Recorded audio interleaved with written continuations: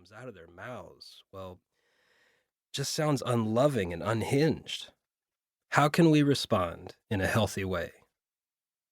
Perhaps that is why you are listening to this. You feel hopeless.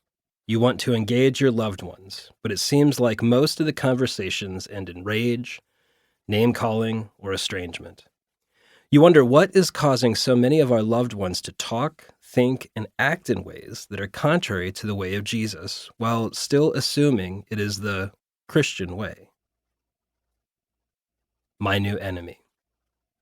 For me, one of the most painful revelations of 2020 was that many within the American church were not placing their ultimate hope in Jesus, but were instead buying the false promises of Christian nationalism, a movement that calls Christian followers to take government power at all costs to advance their preferred way of being in the world.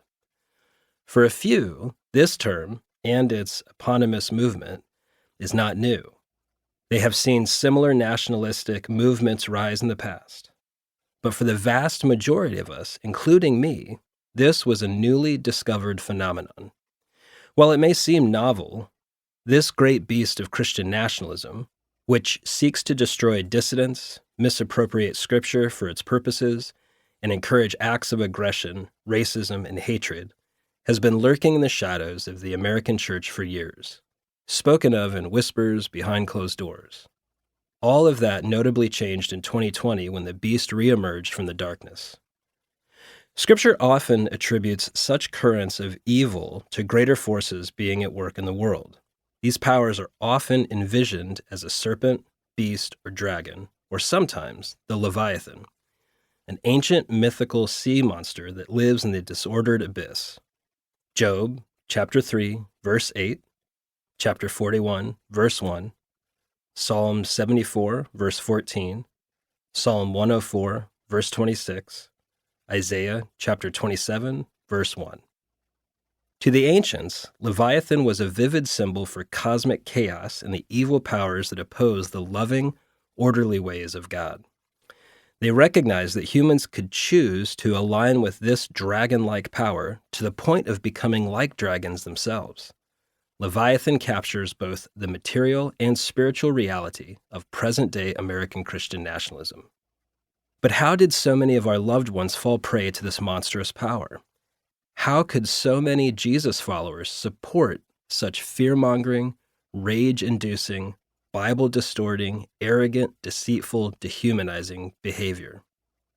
In the recent atmosphere of political and social upheaval, many of our neighbors found comfort in the promises of American Christian nationalist leaders. They began looking to them for guidance, hope, and power.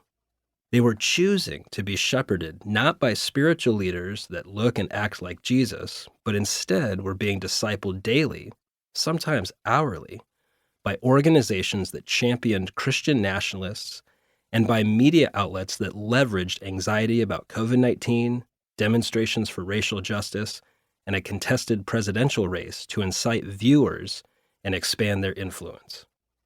These organizations then sold American Christian nationalism as a godly solution that would protect followers' faith, family, and of course, firearms. And a multitude of evangelicals bought what they were selling, supporting organizations that propagate this false gospel with time, energy, and money. As a pastor of a suburban non-denominational Bible church, I felt like I had a good handle on the political leanings of my fellow evangelicals. I assumed most, but not all, would continue to endorse candidates that supported politically conservative policies.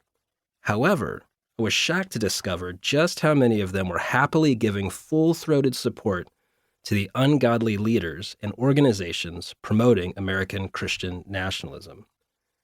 To be clear, my concern was not about some vague multitude of Americans.